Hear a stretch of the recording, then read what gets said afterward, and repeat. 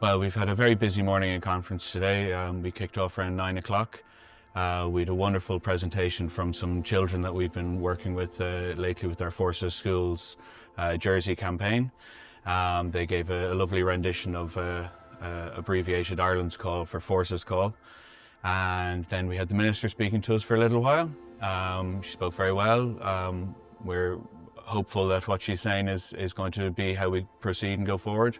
So what I want to do maybe this morning is to set out to you a number of my priorities and my goals as Minister for Education to address a number of the concerns and the issues that you are focused on as well. And I suppose both of them go hand in hand. By supporting the people who work in our schools and our education system, you make it a better education system. The Special Needs Assistant Workforce Development Plan, or the SNAWDP as we've come to know it, really represents decades of work, decades of lobbying, aspirations of thousands of SNAs in our school, and the wishes of those SNAs who've retired, wishing in their time that things had been better.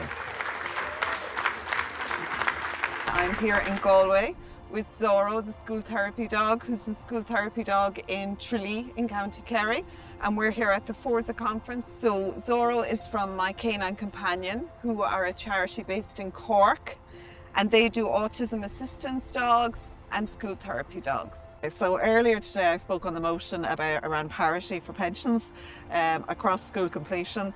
There's huge disparity nationwide around pension entitlements. We are looking for parity.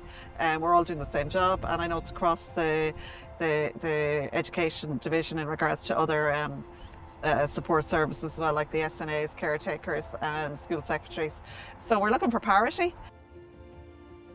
The wider state, the wider communities do not acknowledge enough the work that has been done. I know that, and we've had numerous discussions within the Department of Education, and I know that right deeply within the Department of Education there is an understanding of the work that's been done at every school gate the length and the breadth of the country. In the workplace, the government talks about equality, but there is no equality in the school sector, because you have one side of the school staff who are not getting a pension, and then the other side, which is the principal, the teachers, the SNAs, like they're getting a pension at the end of their school working hours. So when we retire at 65, 66, whatever it's going to be, we'll walk out the door with a box of chocolates and a bottle of whiskey. When a teacher or a principal or an SNA walks out, they'll get a lump sum and they'll also get their pension afterwards. To get the motion carried it was huge. It was massive for us.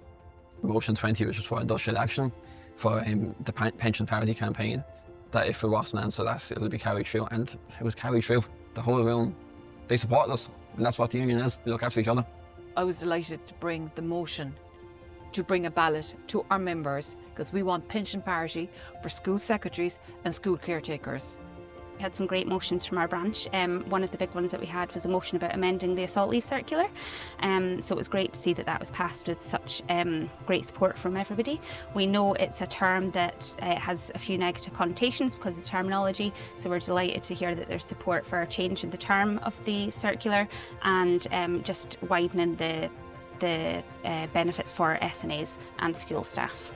It's been incredible. It's been such an experience. There was great positivity. That's what I really felt from the floor. And with the panels that we had as well, sharing their experiences with us, it was very touching and moving. Trying to find a house and trying so hard through different ways and not being able to succeed really affects your mental health. And I think that's a really one important thing. Just shows you the importance of the trade union movement as well. Collectively, this is really where the power is advocating for people who are experiencing, let's be honest, they're a vulnerable population. They need protection, particularly in the context, the global context that we're talking about at the minute. We've learned so much as a division over the years. This time I looked at it as my last conference and said it has matured, we've all grown and become a lot more united, which is great because we're very diverse.